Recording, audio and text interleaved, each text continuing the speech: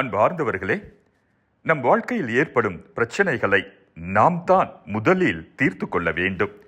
பிறரை சார்ந்து இருந்தால் நம்முடைய பிரச்சனைகள் ஒருபோதும் தீராமல் போய்விடும். ஒரு இளம் துறவி தான் செல்லும் இடமெல்லாம் முகம் பார்க்கும் கண்ணாடியை கூடவே எடுத்துச் சென்றார். இதை பார்த்த மற்ற துறவிகள் தங்களுக்குள், துறவியானவன் எதற்காக தன்னுடைய புற அழகை பற்றி கவலைப்பட வேண்டும்?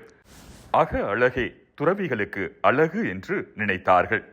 எந்த நேரமும் தன்னை பற்றிய எண்ணத்திலேயே இருந்ததால் எப்போது அஞ்ஞானத்தை விலக்குவது, எப்போது ஞானத்தை அடைவது என்று கிசுகிசுத்துக் கொண்டனர்.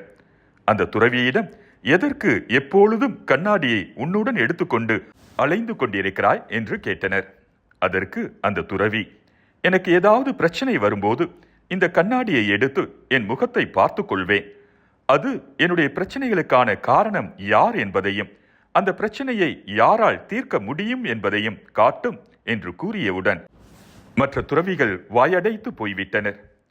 நம் வாழ்க்கையில் நடக்கும் நல்லது கெட்டதுகளுக்கு நாம் தான் காரணம்.